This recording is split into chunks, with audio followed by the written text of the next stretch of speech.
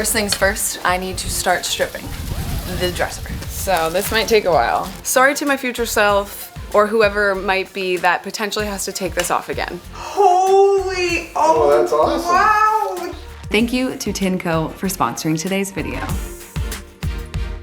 Welcome back, or welcome to Project Profit. My name is Rachel, and this is a series that I'm working on where I find secondhand items and try to flip them for a profit, with the ultimate goal of donating said profits to charitable causes and organizations throughout the series. In the previous episode, I upcycled this gorgeous Art Deco credenza, and with a little help from a local vintage seller, it sold for $300, and I was able to reach our first Project Profit goal of $1,000. I have been asking you guys to leave some suggestions in the comments on where you think this money should go to, and I'm very pleased to announce that the $1,000 has been donated to Doctors Without Borders.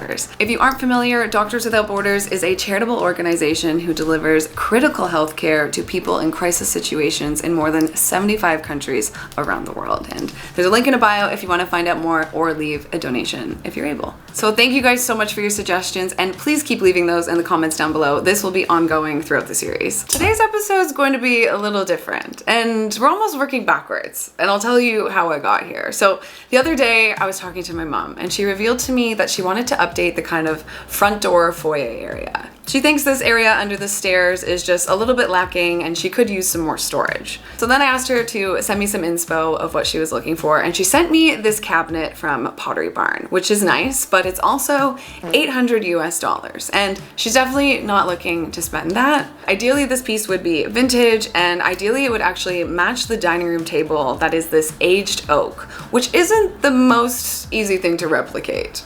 Or find, for that matter. So then I asked her how much she would ideally want to spend on this piece, and she said $250. And that got my wheels turning. I asked her what if she actually commissioned me the $250 to come up with this piece for her, and it would be a part of this series. And she was, of course, all over it. So the plan for now is I'm actually gonna go work on this at my parents' house, and I'm gonna stop in at the studio on my way in and just grab any materials or supplies that I think will be helpful for this project. And I say my parents, but it's actually my mom and her fiance, who has been a father figure in my life for a very long time. And it's just so much easier to say parents. Their names are actually Delia and Kevin, and respectfully, I call them by their first names all the time. I don't know. It's just something I do. I think as you get older, so I don't know. Anyway, let's go.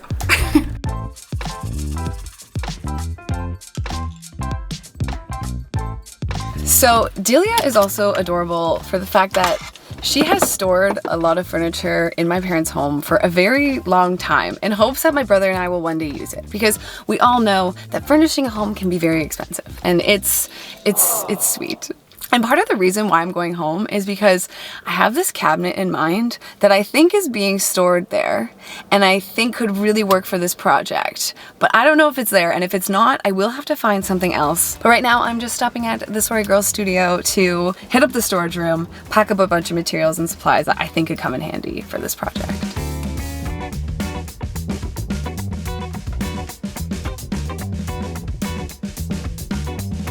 Hold on. Semi-gel furniture stripper that penetrates intricate surfaces, removes paint, varnish, and stain from wood. Okay, I seriously thought I used all of this in the previous Project Profit video, and I was actually just going to eat the cost, save myself $20, and just try and sand off all the varnish, but I don't think I have to do that anymore, and I'm gonna save myself a little time. We're on a budget, guys. Gotta get creative.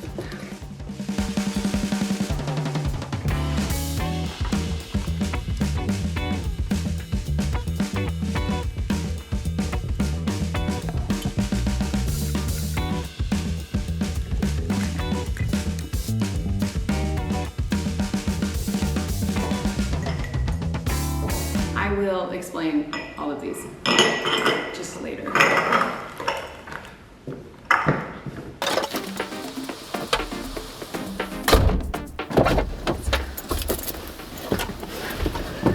All right, let's go to my mom's house and let's put this back. Come on. How cute. comment if you remember which vlog this is from.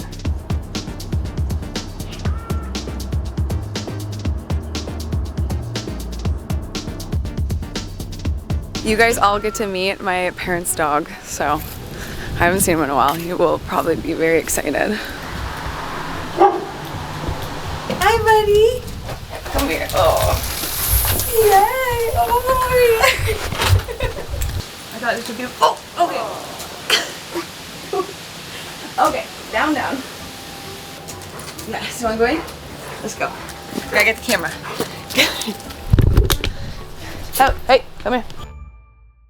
Okay, so this is the front door area I mentioned before that my mom is looking to change. And right now, I just want to take everything out of here. There's not that much stuff. But that also brings us to a short interruption for the sponsor of today's video, ThinCo. We know the importance of a clean space, especially when we prep our spaces. And I love smart cleaning tools that help us spend less time cleaning. This ThinCo Floor 1 S5 cordless floor washer mops and vacuums in one quick sweep.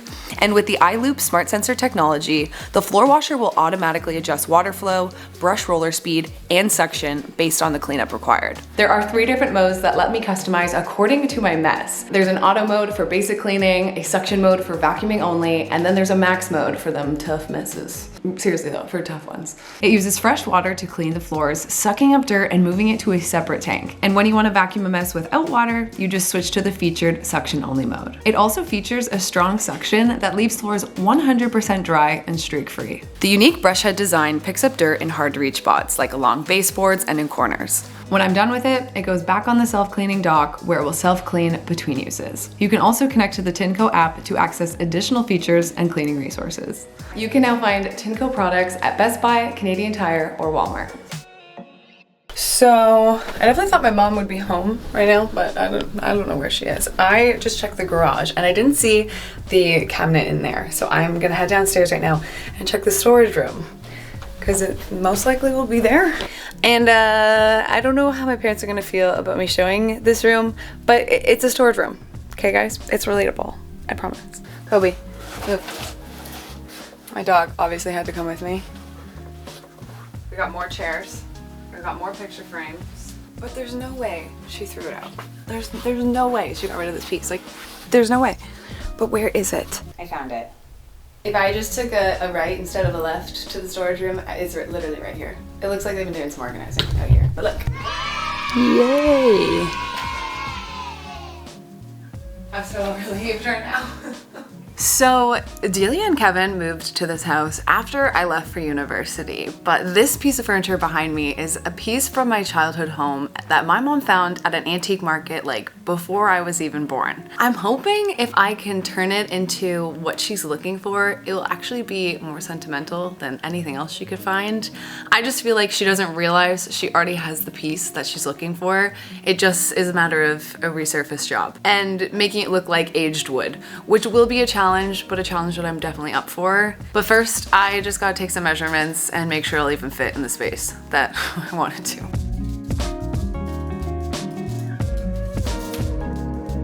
Hey Mom, you know that furniture in the basement? Yeah. Can I use it? Yeah, I've been keeping it for you for years. Okay, thank you.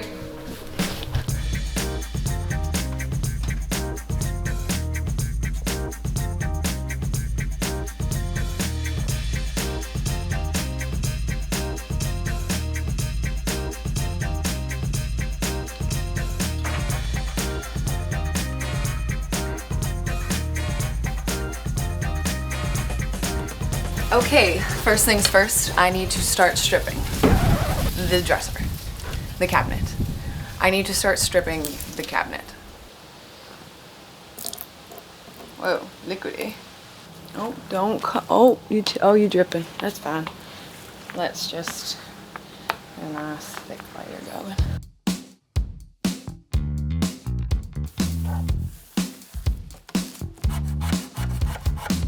Oof. So this might take a while. So it's been sitting for 30 minutes and it could need longer, but right now it feels like I'm only getting whatever the top varnish layer is off, and I might have to go back in to go for the stain, which means that this may take me a little longer than I thought.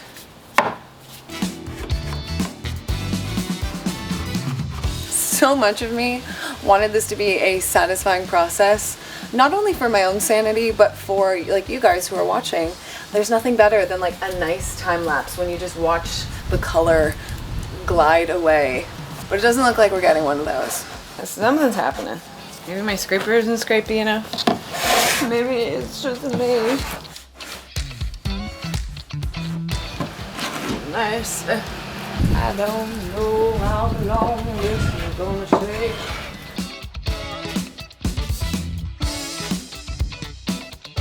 I think I'm actually gonna switch it up for the next little while and just switch to the sander. But we're definitely making progress. We're not almost there. I gotta do the whole front side, but we're almost there. I got 80. This is the tough stuff.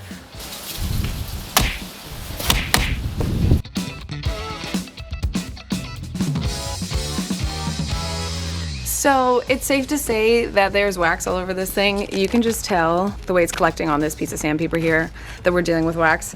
So the best thing I can do right now is just continue to get off as much of the wax as possible. Then I'm gonna go in with a mineral spirit and some steel wool. And so I'm really glad that I grabbed this steel wool because it is coming in handy later, but it's also coming in handy now. This one has been sanded and this one has been scraped. Most of the wax is gone, but as you can tell, there's still some like stubborn areas that just need a little bit more love. So this is where we're gonna try the mineral spirit and just kind of dissolve the rest of this.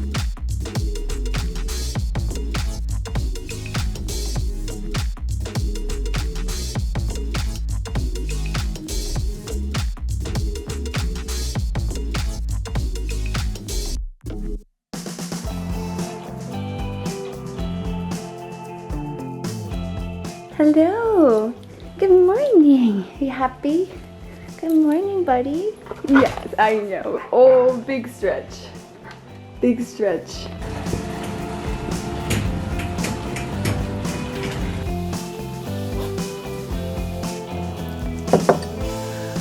Okay, so after a lot of scraping and sanding yesterday, we finally have a fresh piece to work on and it is looking amazing. Now, what we don't have is 10 plus years for this thing to sit outside in all the seasons and the rain and naturally patina itself, but I do have a DIY solution that I made last night and I'm really excited to show you guys. Now, I'm just not the biggest fan of the way the weathered gray stains look. They just don't really have an authentic kind of feeling to them once they're on. But these are so cheap and easy to make. Now, what I have here is a jar that's been sitting overnight and it is filled with just household vinegar as well as steel wool. As you can see here, I've made two different mixes, one with regular vinegar and one with apple cider vinegar. And what I did first was heat up 3 cups of vinegar on the stove until it was hot but not boiling. Next, I'm just shredding 1 piece of the steel wool into a mason jar, and I use gloves for this so that the oils on my hands wouldn't coat the steel and prevent the chemical reaction from happening. It is important to use a fine grade steel wool. For this, I'm using a grade 40.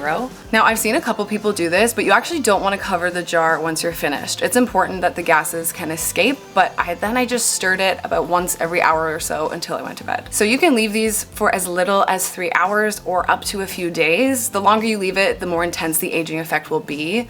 But look how cool this is. You can actually see how there's less steel wool now because essentially the vinegar is just working to dissolve the steel wool.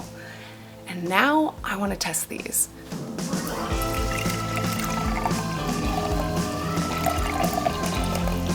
Now I'm testing this on the back of the doors and I want to compare it with the gray stain just to show you guys the kind of differences between them. Now when it goes on, it pretty much just looks wet, but you actually need to let this sit, and as it dries, it will continue to darken. Basically what I've created here is an iron acetate, and this liquid is what is going to interact with the tannins in the wood to oxidize it and create a quick aged effect. So this is the table that we're trying to match. This table is made from oak. It looks like a bunch of pieces that have just been joined together, while our cabinet is made from pine. So I know I won't get exactly the same color because we are working with 2 different woods to begin with, but I do really want to try and get close to this. So here are our test samples, and as you can see, the pre-made stain almost looks like it kind of sits on top and like kind of washes out the wood, while the iron acetate solutions really absorb and like change the wood. I'm really loving what I'm seeing here.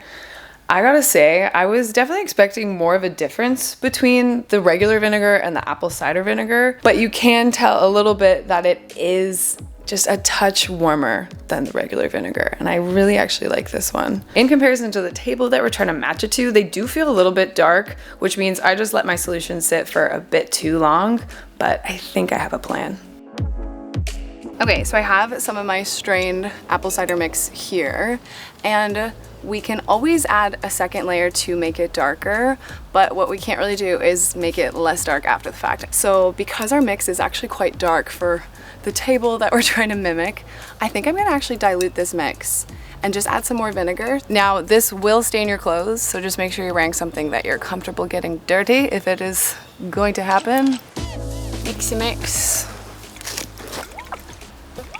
And I'm just applying this with a old t-shirt, and my hand is in a latex glove, so I don't stain my hand as well. Okay, I feel like you gotta work quick, because I don't know what will happen if it overlaps itself. Now we let the magic happen. Oh, look at it go. What a green. Hope you get brown. This stuff does not smell the best. So I let our DIY stain sit to dry and just soak in for a couple hours, and this is the color that we've been left with. I think this taupey gray is so beautiful.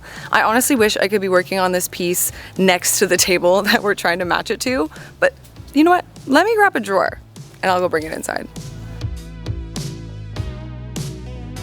The tone of the gray feels so right. There are obviously some warmer areas in the table as well as like some lighter areas, but overall I am very pleased with this color. Just to add some more patchiness to the whole piece, I'm going back in with the sander in some areas just to lighten it up, and then I'm also going in with a bit more of our stain in other areas to darken up those, and hopefully we'll get something a little bit closer to our table. Now I just need to let this thing dry overnight, and then tomorrow we'll be ready to seal it all in.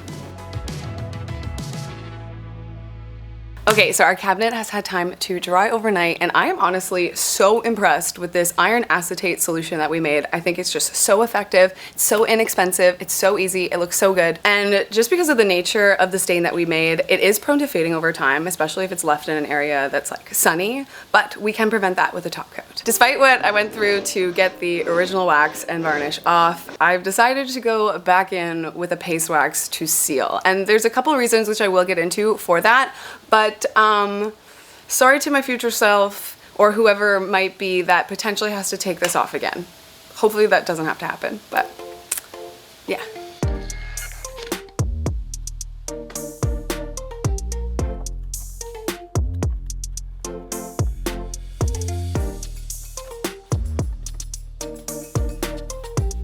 Now, this is a bit shocking because it goes on wet looking and has completely changed the color, but it will dry and it won't look like this. Please, I like the way it is. Please.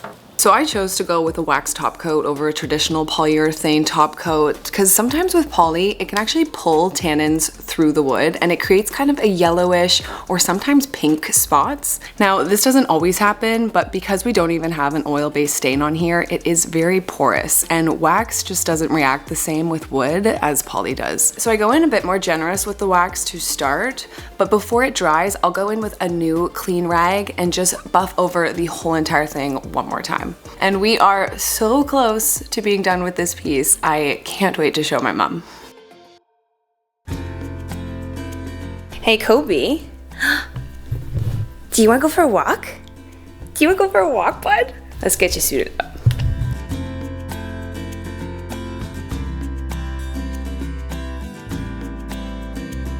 So I've been thinking about how I want to style this piece for when I show it to my mom, Kobe. I'm definitely feeling inspired by the seasons right now. The leaves are changing color, it's so beautiful outside, and I'm thinking it could be nice to go to the forest that's near my house and actually forage for like fallen branches, maybe some colorful leaves, and see what I can find outside. Hey, we're not gonna hurt ya.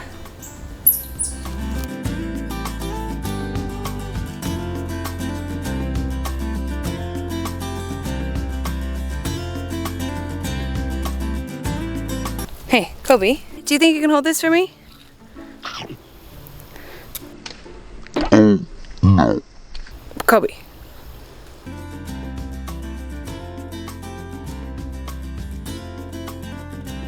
So, I don't know how well you can see that, but these are really close to my head, and I didn't really check them for bugs yet. This one's kind of nice. Ooh.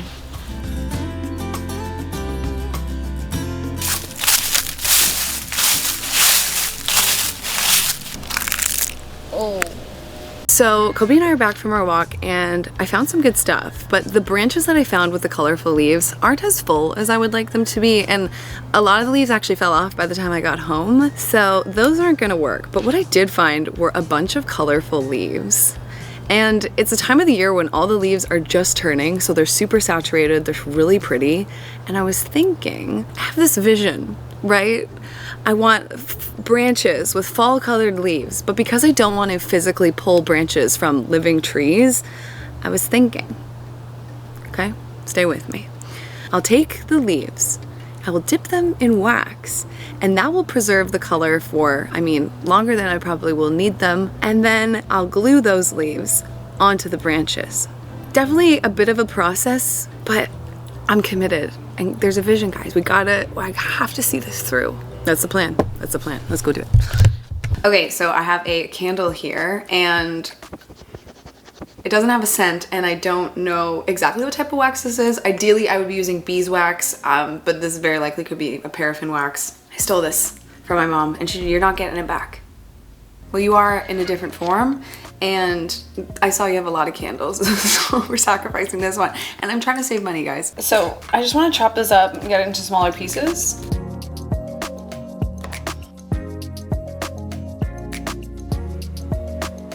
So I just have a double boiler set up here. I'm just gonna add the wax to the top. Okay, now we're just gonna wait for this to melt and then ready to dip the leaves.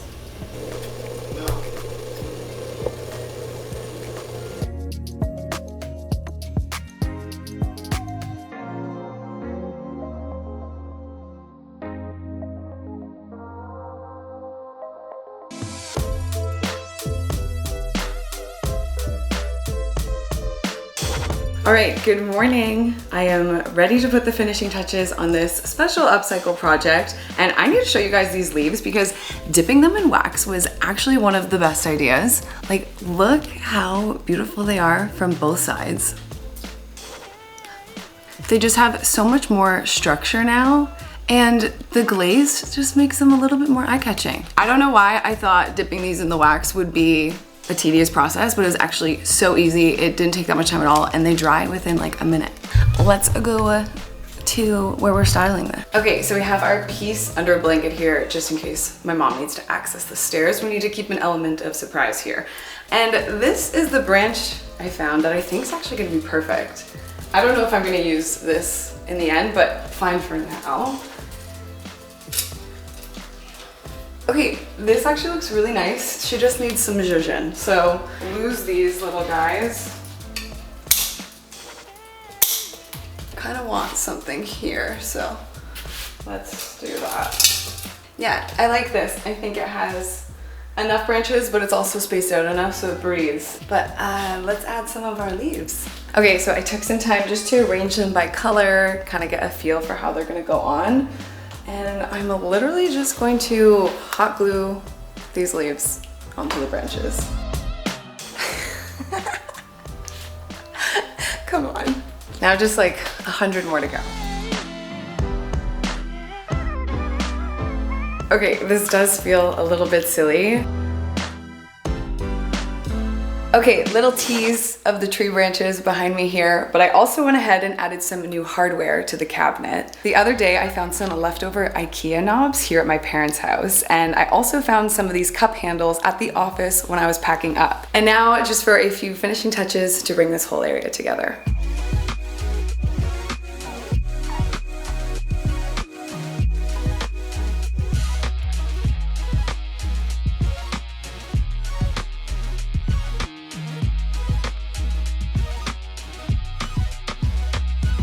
Okay, so Delia and Kevin have been out for the afternoon and I am ready to show them the big reveal. Hey guys, wanna come in? Look at me. Reveal. Look at me. Hey, Kobe. Are you excited, Kobe? It's so exciting. Just look. Holy, Oh, that's awesome. Wow, that is absolutely brilliant.